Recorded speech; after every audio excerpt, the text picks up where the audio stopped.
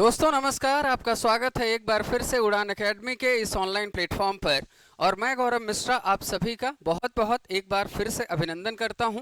हम लोग basically general studies यानी सामान्य अध्ययन में इकोनॉमी की ये जो सीरीज लेकर चल रहे हैं, है ना, इसमें हमने अभी तक कुछ इंपॉर्टेंट चैप्टर डिस्कस कर लिए थे। और उसमें से आज का जो हमारा टॉपिक रहेगा वो रहेगा पॉवर्टी, यानी कि जिसको क्या कहा जाता है, गरीबी, या फिर इसी को हम लोग हिंदी में और किस नाम से जानते हैं, इसी को कहा जाता है निर्धनता। तो आइए फिर हम चैप्टर की शुरुआत करते हैं। तो सब लोग अपना पेन और कॉपी लेकर तैयार हो जाइए और साथ ही साथ हेडिंग बना लीजिएगा पॉवर्टी यानी कि गरीबी, या फिर इसी को हम लोग क्या कहते हैं, इसी को कहा जाता है निर्धनता। बनाइए हेडिंग सभी लोग, पॉवर्टी। पॉवर्टी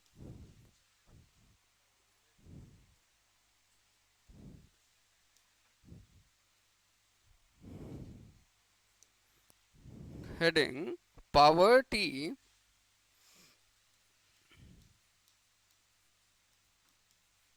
पॉवर्टी हिंदी में इसको क्या लिखा जाता है, गरीबी, या फिर इसी को क्या कहा जा सकता है, निर्धनता।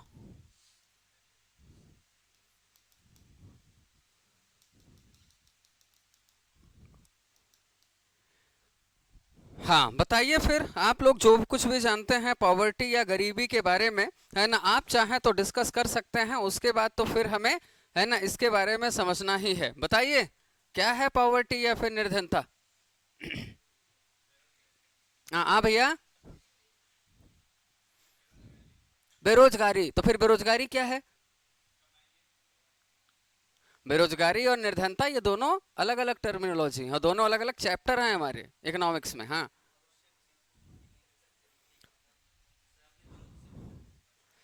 हाँ, मतलब बेसिक नीड्स को कंप्लीट ना कर पाना, उसी को हम लोग पॉवर्टी या फिर गरीबी कह सकते हैं। ठीक है, इसके अलावा और कोई कुछ बताना चाहेगा?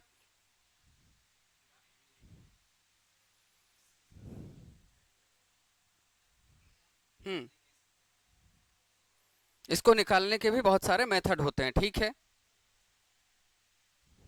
हाँ, इधर आप लोग कुछ बताना चाहेंगे पॉवर्टी के बारे में? बता ही दिया है ना, बाकी सब मोह माया है। Very good. हाँ, आप लोग कुछ बताना चाहेंगे पॉवर्टी के बारे में?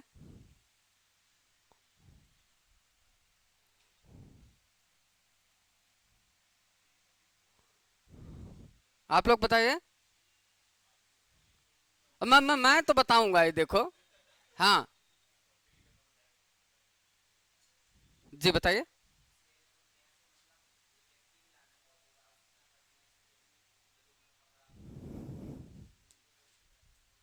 हम्म, ठीक है, उसे पूरा ना कर पाना ही गरीबी है। ठीक है, बहुत बढ़िया। चलिए, तो आप लोगों की तरफ से जो कुछ भी प्रयास किया गया है ना, अपने आप में एकदम आप सही थे। तो चलिए उसी डेफिनेशन को थोड़ा सा हम और डिटेल में यानी कि विस्तार से समझने की कोशिश करते हैं और डिटेल्ड स्टडी करते हैं हम लोग, है ना, पॉवर्टी यानी कि, है ना, गरीबी के बारे में। तो बेसिकली जिन लोगों की ये, है ना, इकोनॉमिक्स की पहली क्लास है ना, उनको मैं बता दूं कि हमारा इस समय पर जनरल स्टडी में जो सब्जेक्ट, है ना, अभी जो शुरू हुआ है वो अब शुरू हो चुका है इकोनॉमिक्स, यानी जिसको हम लोग अर्थशास्त्र कहते हैं। और इकोनॉमिक्स में आज का जो हमारा चैप्टर है वो चैप्टर हमारा क्या है, पॉवर्टी, यानी इसी को क्या कहा जाता है, इसी को हम कहते हैं गरीबी। तो आइए हम सबसे पहले ये समझने की कोशिश करते हैं कि जो पॉवर्टी है या जो गरीबी है ना, इसको किस तरीके से डिफाइन किया जा सकता है, या इसकी जो एक एग्जैक्ट डेफिनेशन निकल कर आ सकती है वो क्या हो सकती है। तो जब भी हम गरीबी यानी कि, है ना, पॉवर्टी की बात करते हैं ना, तो ऐसा कहा जाता है कि बेसिकली जो पॉवर्टी यानी कि गरीबी होती है ना, वो एक तरह की ऐसी कंडीशन या फिर एक ऐसी तरह की, है ना, वो एक ऐसी सिचुएशन होती है। मतलब हिंदी में अगर आप लिखेंगे तो आप ये लिख सकते हैं कि गरीबी एक ऐसी अवस्था या फिर एक ऐसी स्थिति होती है जिसमें बेसिकली होता क्या है कि जो पर्सन है, मतलब कि एक जो सामान्य व्यक्ति है ना, वो बेसिकली जो उसके बेसिक नीड्स हैं, है ना। बेसिक नीड्स का मतलब होता है कि जो हमारी मूलभूत जरूरतें या जो हमारी मूलभूत आवश्यकताएं हैं, है ना, अगर उन बेसिक नीड्स को, है ना, वो बेसिकली अगर वो फुलफिल नहीं कर पाता है, तो इसी कंडीशन को या इसी सिचुएशन को ही क्या कहा जाता है, इसी कंडीशन या सिचुएशन को हम लोग पॉवर्टी या फिर इसी को गरीबी कहते हैं। यानी गरीबी एक तरह की क्या है, गरीबी एक तरह की अवस्था है या फिर एक तरह की ये स्थिति है, या आप ये भी कह सकते हैं गरीबी एक ऐसी दशा है कि जिसमें एक व्यक्ति अपनी बेसिक नीड्स यानी कि जो उसकी मूलभूत जरूरतें होती हैं, अगर वो उनको कंप्लीट कर पाने में अगर वो पूरी तरह से कैपेबल या सक्षम नहीं हो पाता है, तो उसी कंडीशन को हम लोग क्या कहते हैं बताइए, उसी को हम लोग पॉवर्टी यानी कि गरीबी उसे कहते हैं, है ना। अब ये जो पॉवर्टी या गरीबी होती है ना, इसमें हमें ये बेसिक नीड्स यानी कि जो मूलभूत आवश्यकताएं होती हैं, है ना, इसको समझना यहाँ पर जरूरी है। तो जब भी हम बेसिक नीड की बात करते हैं, तो बेसिक नीड के अंतर्गत एक तो क्या आ जाता है, एक आ जाता है फूड, यानी जिसको आप रोटी या फिर भोजन भी लिख सकते हैं, है ना। दूसरा, है ना, जो नीड है वो क्या हो सकता है, क्लॉथ्स, यानी कि जिसके अंतर्गत आप कपड़ा लिख सकते हैं, या फिर हम जिस तीसरे को बोलते हैं हाउस, यानी कि जिसको आप मकान लिख सकते हैं। और बेसिक नीड्स के अंतर्गत ही अगर हम देखें तो इसी में आ जाता है एजुकेशन, यानी जिसको हम लोग क्या कहते हैं, शिक्षा, है ना। इसके अलावा इसी में आ जाता है हेल्थ, यानी जिसको क्या कहा जाता है, स्वास्थ्य। और साथ ही साथ आजकल के जनरेशन में, है ना, एक जो हमारी बेसिक नीड अब बन चुकी है, उस बेसिक नीड को ही, है ना, हम लोग अब किस तौर पर देखते हैं, तो इसे कहा जाता है इंटरनेट। यानी कि एक ऐसी कंडीशन या एक ऐसी अवस्था जिसमें एक व्यक्ति, है ना तो अपने रोटी की व्यवस्था कर पा रहा है, ना तो वो अपने, है ना, कपड़े की व्यवस्था कर पा रहा है, और अगर वो व्यक्ति ठीक तरीके से अपने लिए मकान की व्यवस्था अगर वो नहीं कर पा रहा है, तो इसी कंडीशन या इसी अवस्था को हम लोग क्या कहते हैं, इसी को गरीबी कहा जाता है। पहले क्या होता था कि बेसिक नीड्स के अंतर्गत केवल इन तीनों शब्दों को ही रखा गया था, इसीलिए आप देखेंगे किताबों में या कुछ अच्छे सोर्सेस में, तो वहां पर आपको मिलेगा कि जो व्यक्ति रोटी, कपड़ा और मकान, है ना, जो व्यक्ति फूड, क्लॉथ्स एंड हाउस की रिक्वायरमेंट को कंप्लीट नहीं कर पाता या जो उसको अचीव नहीं कर पाता, उसी स्टेज को हम लोग क्या कहते हैं, उसी को पॉवर्टी कहते हैं। लेकिन आजकल के बदलते हुए कॉन्टेक्स्ट में अगर आप देखिए, तो बेसिक नीड में और क्या आ गई है, एजुकेशन, यानी जिसको हम कहते हैं शिक्षा, साथ ही साथ इसमें क्या आ गया है, हेल्थ यानी कि स्वास्थ्य, और साथ ही साथ आज की जो सबसे बड़ी जरूरत बन चुकी है वो क्या है, इंटरनेट। यानी कि अगर कोई व्यक्ति इन सारी बेसिक नीड्स को कंप्लीट नहीं कर पा रहा है या उन्हें ये पूरा नहीं कर पाता है, तो इसी कंडीशन या इसी सिचुएशन को बेसिकली हम क्या कहते हैं, इसी को कहा जाता है गरीबी, या इसी को हम लोग कहते हैं पॉवर्टी, है ना। अगर हम देखें तो बेसिक नीड्स के अंतर्गत ये कुछ, है ना, आजकल हमें डेफिनेशन ऐसी दिखाई पड़ती हैं, लेकिन अगर हम देखें तो कोई व्यक्ति अगर, है ना, वो ठीक तरीके से फ्रेश वाटर यानी कि अगर वो स्वच्छ जल की पूर्ति नहीं कर पाता, है ना, अगर कोई व्यक्ति फ्रेश वाटर, स्वच्छ जल की अगर वो पूर्ति नहीं कर पाता, है ना, कोई व्यक्ति अगर ठीक तरीके से इलेक्ट्रिसिटी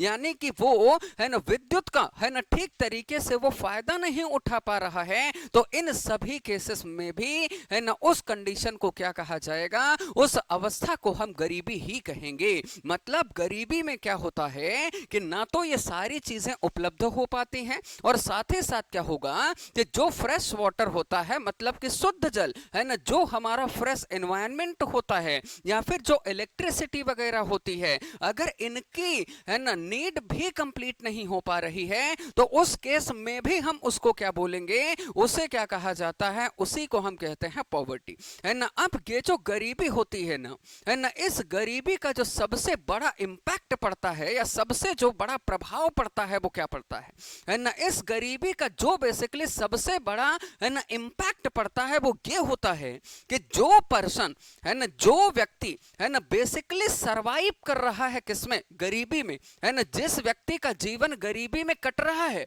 ना, जो व्यक्ति गरीबी में अपना जीवन जी रहा है, तो उस व्यक्ति के सर्वाइवल में जो जो सबसे ज्यादा कठिन चीज हो जाती है उस व्यक्ति के साथ होता है सोशल बाइकॉट। क्या हो जाता है ना, सोशल बाइकॉट हो जाता है, यानी उस व्यक्ति का सामाजिक बहिष्कार तक भी होता है ना। गरीबी सिर्फ इतना नहीं है कि इन चीजों की पूर्ति नहीं हो पाई तो उस केस को हम गरीबी कह देंगे, है ना। गरीबी तो वो कंडीशन बन जाती है जिसमें आप देखोगे कि व्यक्ति का सोशल बाइकॉट तक हो जाता है ना। मतलब कि अगर है ना किसी सोसाइटी में है ना ठीक ठाक अगर लोग रहते हैं और उसमें 2-4 लोग अगर पॉवर्टी की लाइन में आ गए तो उनसे सोसाइटी का किसी तरह से ज्यादा कांटेक्ट नहीं होता है, क्योंकि उनका सामाजिक रूप से क्या कर दिया जाता है, उनका बहिष्कार कर दिया जाता है, उन्हें सोशली बाइकआउट कर दिया जाता है। ये गरीबी का है ना सबसे जो बड़ा इंपैक्ट निकल कर आता है वो हमें ये यहाँ पर देखने को है ना मिलता है। तो जो गरीबी या पॉवर्टी होती है वो क्या है,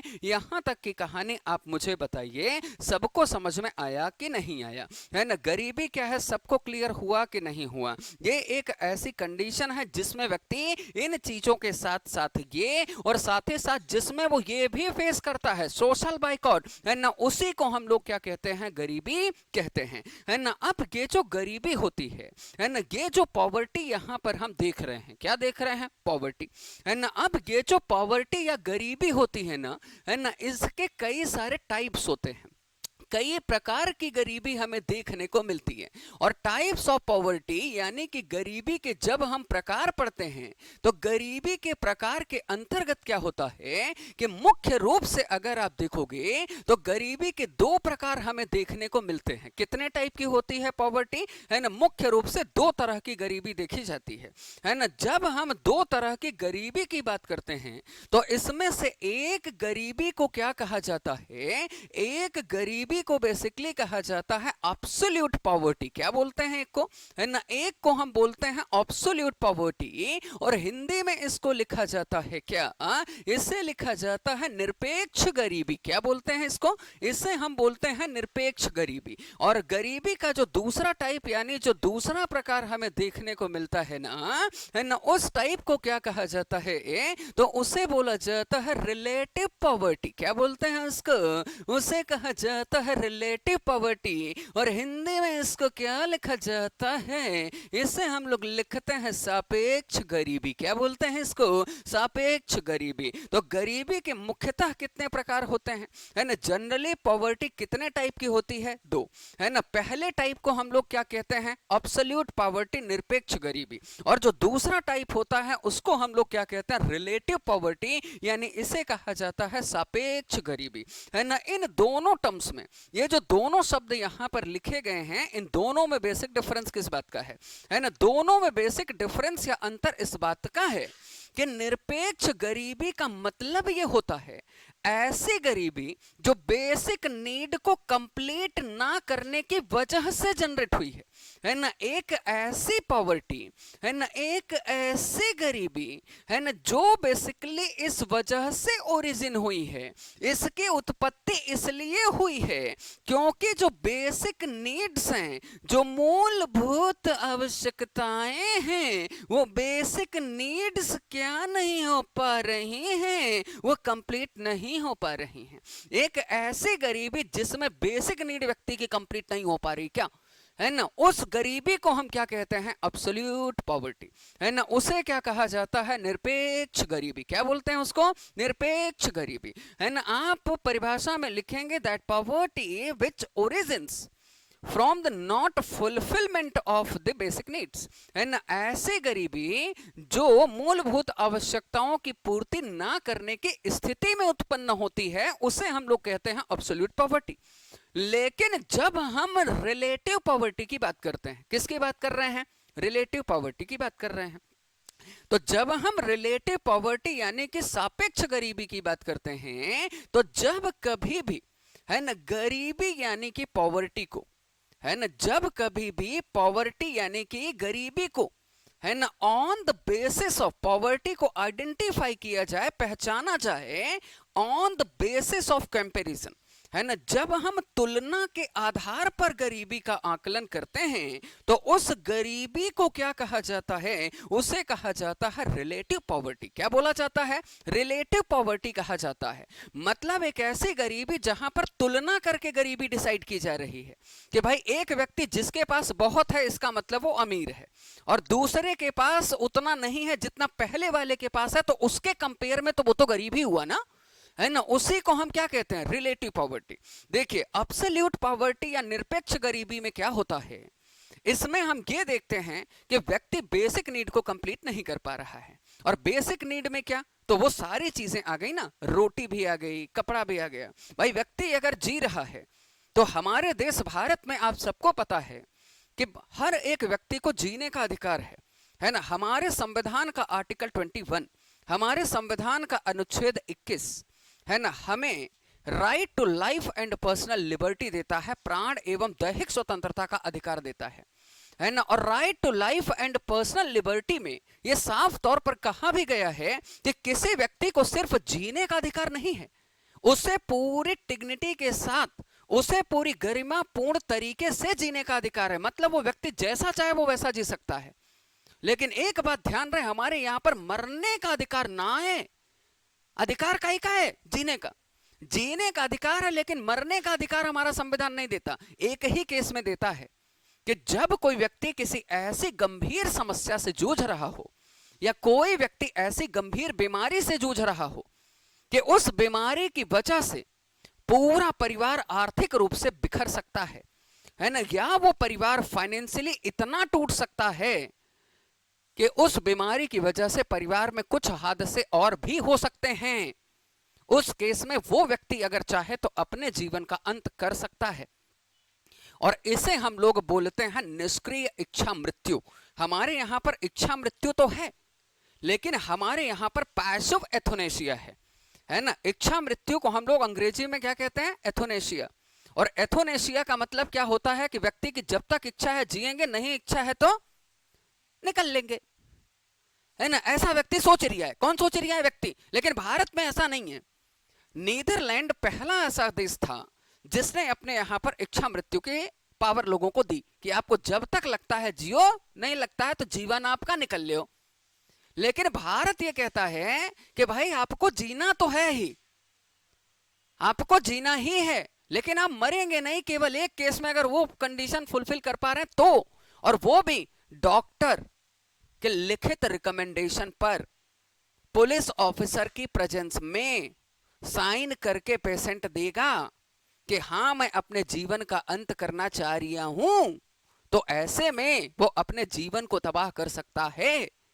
और ऐसा बिना किए अगर किसी व्यक्ति ने अपने जीवन को अगर लेने की कोशिश की, तो हमारे यहां पर जो बीएनएस है, भारतीय न्याय संहिता, है ना, जिसे हम पहले आईपीसी के नाम से जानते थे, है ना, आईपीसी का अब नाम बदल गया है ना। पहले वो इंडियन पीनल कोड था, है ना, भारतीय जो है क्या था, भारतीय दंड संहिता, इंडियन पीनल कोड। अब उसका नाम हो गया है बीएनएस, यानी कि भारतीय न्याय संहिता, है ना। आईपीसी की धारा 307, 309 और 310 में इस बात का प्रावधान था कि if anybody want to die, अगर कोई व्यक्ति मृत्यु का प्रयास करता है, and if he became unsuccessful, अगर वो बच गया, तो उस पर भी कानूनी कार्रवाई की जा सकती है। उस व्यक्ति को 7 से 10 साल तक की सजा और जुर्माना भी हो सकता है। मतलब सुसाइड अटेम्प्ट करना भी एक तरह का क्राइम है भारत में, क्योंकि हमारा आर्टिकल 21 हमें जीने का अधिकार देता है, और सिर्फ जीने का नहीं, पूरे गरिमा पूर्ण सम्मान पूर्वक जीने का अधिकार देता है। आपका जीवन जैसे आपको जीना है आप वैसे जिए, किसी के बाउंडेशन में आपको रहना नहीं है ना, समझ रहे हैं। चूहे की दवाई, रिजल्ट कम आएगा, हाँ, है ना। तो वो सिर्फ क्या है, वो सिर्फ आपको मोटिवेट करने के लिए एक लाइन है, ताकि वो एक ऐसा फेज है, वो एक ऐसी कंडीशन रखी गई है, वो एक ऐसी शर्त है जो आपके सकारात्मक चीजों को एडॉप्ट करने के लिए है। ऐसा नहीं है कि आपके कम आएंगे तो चूहे दवा मार देंगे, मारेगा कोई नहीं। लेकिन फिर भी ये है कि आपको मोटिवेट करने के लिए ऐसा प्रोविजन उसमें किया गया है ताकि आप पढ़ो, थोड़ा डरो, आपको लगे कि यार है? और सोचिए आपको कि ऐसे मैसेज क्यों करने पड़ रहे हैं। इसकी सबसे बड़ी वजह यह है कि आप पढ़ ही नहीं रहे हैं। आप खुद इतने बड़े हो गए हैं कि अगर आपको इस तरह से अगर बोला जा रहा है पढ़ने के लिए, तो अपने आप में ये बहुत बड़ी दिक्कत वाली बात है। फिर तो ये बहुत बड़ी दिक्कत वाली बात है ना। आपको तो खुद पता होना चाहिए कि हमारा टेस्ट कब है, और टेस्ट है तो हमें पढ़ना ही है, ये तो कोई ऑप्शन ही नहीं है। अब आपको ये भी कोई बताए कल टेस्ट है, जानते हो कल टेस्ट है, अभी वह टाइमिंग पता है। अब अगर हर कोई यही बता रिया है तो फिर तो देखो समस्या है। फिर तो मैं चूहे मार के अलावा भी दूसरा विकल्प बोल दूंगा कि आप रख सकते हो, है ना। तो यहां तक की कहानी समझ में आई क्या? बेसिक नीड का मतलब क्या हुआ कि जीवन जीने के लिए जो जरूरी चीज चाहिए, ऐसी चीज कि जिसमें व्यक्ति अपना गरिमापूर्ण वो जीवन जी पाए, अगर उसे कंप्लीट नहीं कर पा रहा है तो इसे हम कहते हैं अब्सोल्यूट पॉवर्टी। ये है निरपेक्ष गरीबी, है ना। जैसे कि रोटी, भाई अगर जी रहा है व्यक्ति तो भोजन तो चाहिए, देखो, है ना। भोजन और कपड़ा हो गया, तो रहने के लिए एक ऐसी जगह चाहिए जहां पर हम सिक्योर रह पाए, सुरक्षित रह पाए। घर क्यों चाहिए? घर किसी को क्यों चाहिए? सुरक्षा की दृष्टि से सिक्योरिटी होती है घर में। आपके पास रोटी दे दिया जाए और कपड़ा दे दिया जाए, रोड पर सो जाओगे, सुरक्षित महसूस करेंगे आप? नहीं कर पाएंगे। इसका मतलब है घर भी एक बेसिक नीड है। आज के समय में शिक्षा एक महत्वपूर्ण मुद्दा है, एजुकेशन, क्योंकि बिना उसके ना तो आप बदल सकते हैं और ना ही आप सोसाइटी को बदल सकते हैं। हेल्थ, भाई एक प्राइमरी ट्रीटमेंट मिलना सबको जरूरी है। प्राथमिक स्वास्थ्य उपचार सबके लिए आवश्यक है। इंटरनेट आज के समय पर मूलभूत आवश्यकता है, मूलभूत आवश्यकता है कि वहीं पर सारे लोग इंटरनेट का प्रयोग करके, है ना, कोई भी मैंने टास्क दिया वो पूरा कर पा रहे हैं। लेकिन एक बच्चा ऐसा है जो नहीं कर पा रहा है, इसका मतलब वो महसूस कर रहा है कि उसके पास वो चीज नहीं है। वो गरीबी की कैटेगरी है। और जो दूसरा रिलेटिव पॉवर्टी है वो यही तो कह रहा है कि जब हम एक दूसरे को कंपेयर करके पॉवर्टी को निकालते हैं तो क्या हो जाता है? वो हो जाती है रिलेटिव यानी सापेक्ष गरीबी। जैसे एग्जाम्पल के तौर पर अगर हम देखें तो मान लीजिए कि एक तरफ कौन है? अडानी। कौन है? अडानी, है ना। एक तरफ हो गए अडानी और दूसरी तरफ इनका कंपैरिजन जो है वो किया जा रहा है बमचिकलाल के साथ। दूसरा व्यक्ति कौन है बताइए? बमचिकलाल, है ना। अब ये जो बमचिकलाल है ना, और दूसरी तरफ जो अडानी है, इनके बीच में जब कंपेयर करके गरीबी निकाली जाएगी तो उसे हम कहते हैं रिलेटिव पॉवर्टी, सापेक्ष गरीबी, है ना। इनके पास बहुत संपत्ति है ना, और इनके पास लिमिटेड संपत्ति है। इसका मतलब है कि भले ही उसके पास इतनी संपत्ति है कि वो अपनी बेसिक नीड को पूरा कर पा रहा है, लेकिन जब हमने दूसरे से कंपेयर किया तो इसके तुलना में तो वो गरीब बन गया ना। जब गरीबी को तुलना मतलब कंपैरिजन के आधार पर निकाला जाता है तो इसे हम लोग क्या कहते हैं? सापेक्ष गरीबी। क्या कहते हैं इसको? सापेक्ष, रिलेटिव पॉवर्टी कहते हैं। बताइए हाँ कि ना, है ना। ये अपने बेसिक नीड को कंप्लीट कर पा रहा है, कोई दिक्कत नहीं है, इतनी इनकम है कि परिवार खुश है, इसका परिवार खुश है, परिवार में किसी तरह को कोई समस्या नहीं है। लेकिन जब आपने अडानी के साथ कंपेयर कर दिया तो अडानी के मुकाबले तो वो तो गरीब हो ही गया बेचारा बमचिकलाल। ये कौन सी पॉवर्टी है?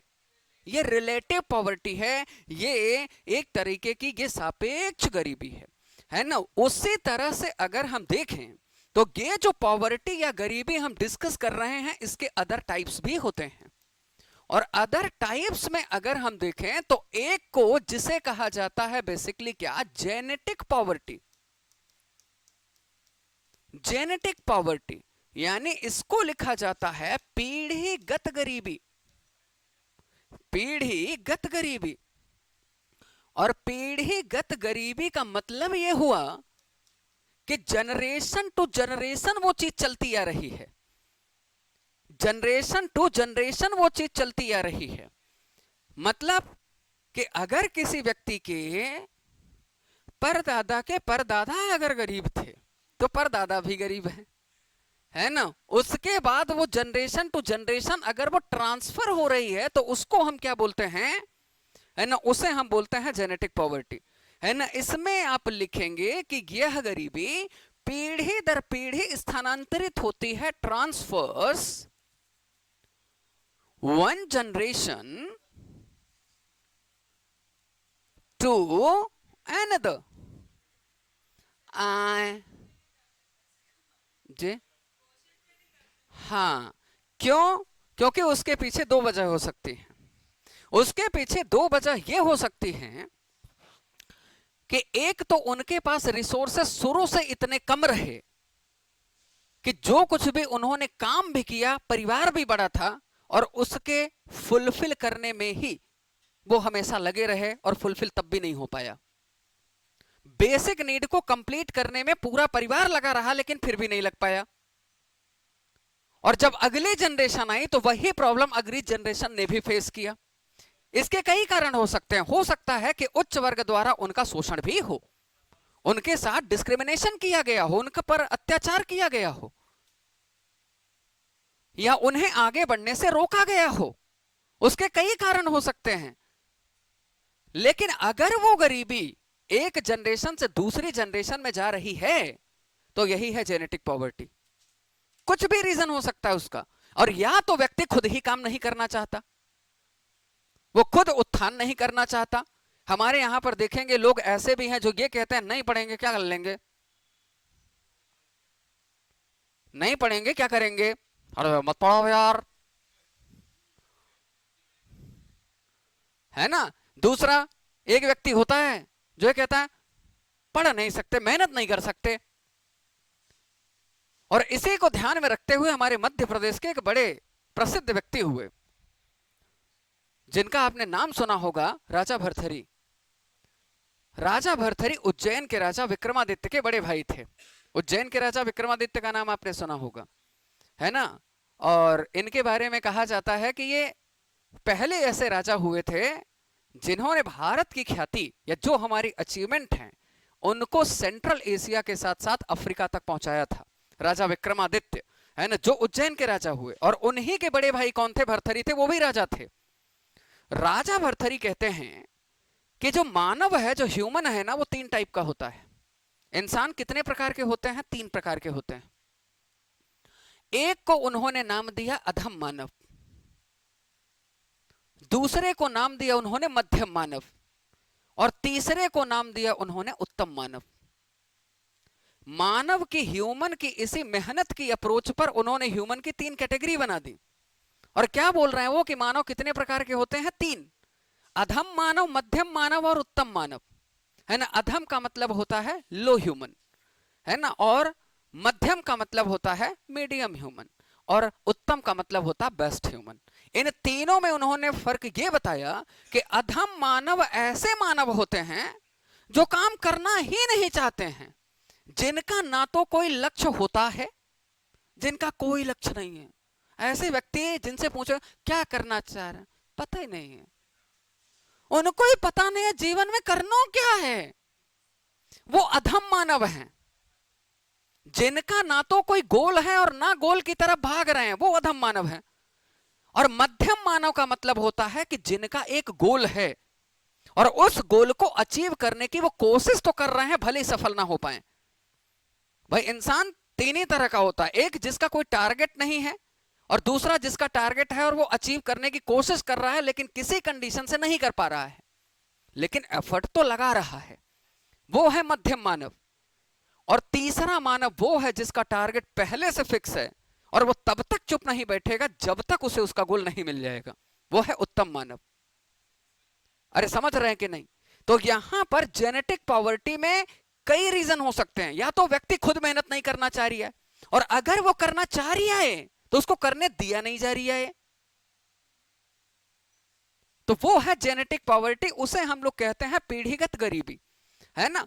और एक टाइप और हमें देखने को मिलता है, और जो हमें एक टाइप इसका और देखने को मिलता है, वो टाइप क्या है? तो उस टाइप की अगर हम बात करें तो ये जो टाइप है इसको हम लोग कहते हैं situation based poverty. Situation based poverty, sun based poverty, और इसे लिखा जाता है परिस्थिति जन्य गरीबी।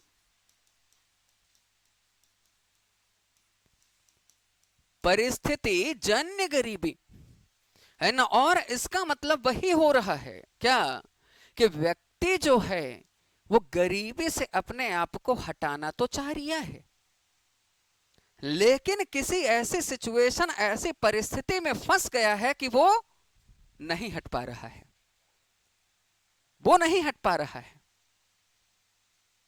इसी को हम क्या कहते हैं, सिचुएशन बेस्ड ये पॉवर्टी है, ये परिस्थिति जन्य गरीबी है, कि people are trying to improve their conditions, वो अपनी स्थिति को सुधारने का पूरा प्रयत्न कर रहा है, but because of some reasons और causes he is not being successful, उसे सफलता बस नहीं मिल रही है। जैसे उदाहरण के तौर पर एक व्यक्ति है जो बड़ा मेहनती है और वो अपने परिवार की आर्थिक स्थिति को सुधारना चाह रहा है, वो कोशिश कर रहा है कि जो हमारे परदादा ने फेस किया, जो दादा ने फेस किया, या जो हमारे पेरेंट ने फेस किया, वो हम फेस नहीं करेंगे। वो एफर्ट कर रहा है, लेकिन कुछ ऐसी ट्रेजेडी हो गई, कुछ ऐसी घटनाएं हो गई आकस्मिक, कि अचानक उसे रहना ही पड़ा उस फेस में, वो बाहर निकल ही नहीं पाया। ऐसी दुर्घटनाएं हो गई कि घर में जो थोड़ी बहुत इनकम आ भी रही थी वो भी खत्म हो गई, और पूरी जिम्मेदारी उस व्यक्ति के कंधों पर आ गई। वो व्यक्ति चाह के मेहनत करना चाह रहा है, लेकिन अपने गोल पर वो उतना ध्यान नहीं दे पा रहा है जितना कि परिवार की समस्याओं को ठीक करने में। ये है परिस्थिति जन्य गरीबी, ये है सिचुएशन बेस्ड पॉवर्टी। आप मुझे बताइए यहां तक की कहानी क्लियर है कि नहीं है? अरे बोलिए हाँ कि ना, है ना। तो जब हम पॉवर्टी यानी कि गरीबी पर बात कर रहे हैं, तो अभी देखिए आपकी गरीबी में हम लोगों ने क्या क्या बताया है ना, क्या क्या डिस्कस किया है, ये आप समझ गए। पॉवर्टी क्या है? एक कंडीशन है, सिचुएशन है, जिसमें एक पर्सन बेसिक नीड को फुलफिल नहीं कर पाता, मूलभूत आवश्यकताओं की पूर्ति नहीं कर पाता। मूलभूत आवश्यकताएं क्या हैं? ये हैं, है ना। इनके साथ साथ ये है, साथ ही साथ अगर पर्सन सरवाइव कर रहा है सोशल बाइकॉट का, है ना, सोशल बाइकॉट, सामाजिक बहिष्कार अगर वो झेल रहा है, इसीलिए तो कई सारे इकोनॉमिस्ट ऐसे हुए जिन्होंने पता है गरीबी को क्या बोला, उन्होंने तो यहां तक कह दिया है कि ये तो एक प्रकार का विकार है, एक तरह का रोग है। ये गरीबी एक तरह का विकार है, it is a kind of disorder. ये एक तरह का रोग है। व्यक्ति सिर्फ इन चीजों से नहीं जूझता, व्यक्ति कई चीजों से जूझता है, और जब व्यक्ति कई चीजों से जूझने लग जाए ना, वही डिसऑर्डर बन जाता है। और ऐसा कौन के एरिया है? ऐसा इकोनॉमिस्ट जो है, अर्थशास्त्री, वो अपने अपने स्तर पर इसको समझाने की कोशिश कर रहे हैं। मैंने कहा गरीबी के बहुत सारे टाइप होते हैं, मेन कितने हैं? दो, रिलेटिव और अब्सोल्यूट। अब्सोल्यूट में क्या होता है? बेसिक नीड को नहीं कंप्लीट कर पा रहे हैं, उस गरीबी को कहते हैं हम लोग अब्सोल्यूट पॉवर्टी। रिलेटिव का मतलब क्या होता है? कि जब दो व्यक्तियों में कंपेयर करके एक को गरीब बना दिया जाए, तो उसे हम क्या बोलते हैं? Relative poverty. अरे हाँ कि ना। और इसीलिए हमारे यहां पर जो नीति आयोग है, क्या है? नीति आयोग, है ना।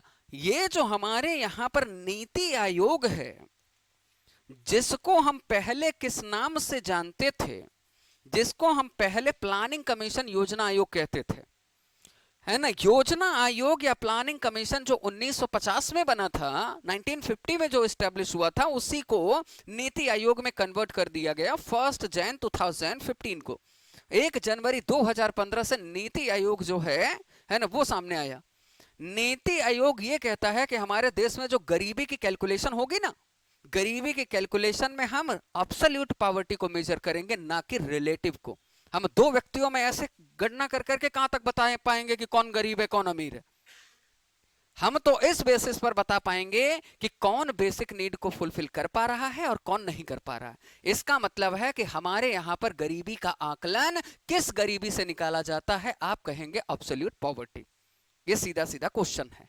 अरे बोलिए हाँ कि ना, है ना। क्या रिलेटिव पॉवर्टी निकाल पाना आसान है? क्या नहीं है ना, ये कठिन काम है ना। एक एक से थोड़ी सरकार पूछती फिरेगी। हाँ, दो पड़ोसियों को सामने रखा, बताओ भैया क्या क्या है तुम्हारे पास,